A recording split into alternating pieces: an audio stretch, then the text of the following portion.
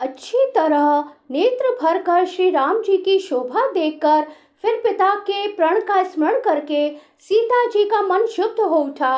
वे मन ही मन कहने लगी, अहो पिताजी ने बड़ा ही कठिन हठ ठाना है। वे लाभ हानि कुछ भी नहीं समझ रहे हैं। मंत्री डर रहे हैं, इसलिए कोई उन्हें सीख भी नहीं देता।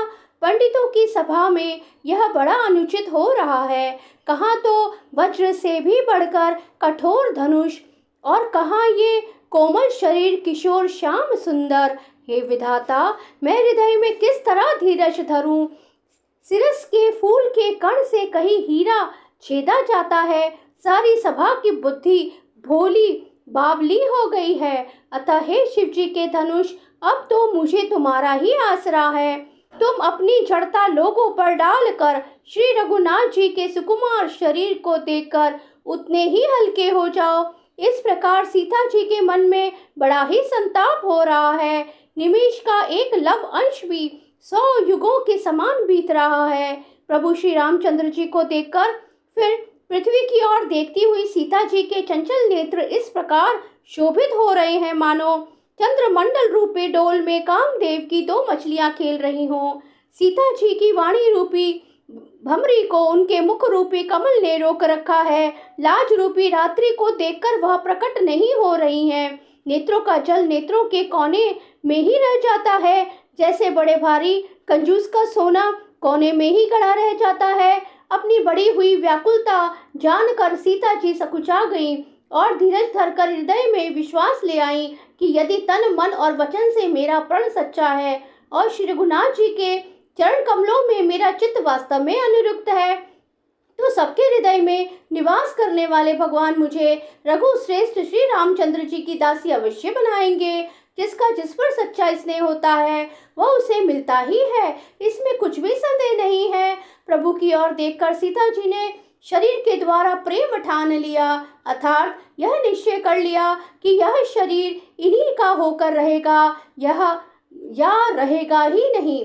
कृपा निधान श्री राम जी सब जान गए। उन्होंने सीता जी को देखकर धनुष की ओर कैसे ताका, जैसे गरुड़ जी छोटे से सांप की ओर देखते हैं। इधर जब लक्ष्मण जी ने देखा कि रघुकुल मणि श्री रामचंद्र जी शिव जी के धनुष की ओर ताका है, तो वे शरीर से पुलकित हो ब्रह्मांड को चरणों से दबाकर निम्नलिखित वचन बोले, हे दिग्गजों, हे कच्छप, हे शेष, हे वाराह, धीरज धर कर पृथ्वी को थामे रहो, जिसमें यह हिलने न पावे। श्री रामचंद्र जी शिव जी के धनुष को तोड़ना चाहते हैं। मेरी आज्ञा सुनकर सब सावधान हो जाओ।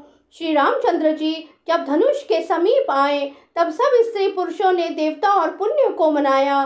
सबका संदेह और अज्ञान, नीच राजाओं का अभिमान, परशुराम जी के गर्व की गुरुता और देवता और श्रेष्ठ मुनियों की कातरता, भय सीता जी का सोच, जनक का पश्चाताप और रानियों के दारुण दुख का दावानल, ये सब शिव जी के धनुष रूपी बड़े जहाज को पाकर समाज बनाकर उस पर जा चढ़े। ये श्री रामचंद्र जी की भुजाओं के बल रूपी अपार समुद्र के पार जाना चाहते हैं, परंतु कोई केवट नहीं है। श्री राम जी ने सब लोगों की ओर देखा और उन्हें चित्र में लिखे हुए से देखकर फिर कृपा धाम श्री राम जी ने सीता जी की ओर देखा और उन्हें विशेष व्याकुल जाना। उन्होंने जानकी जी को बहुत ही विकल देखा।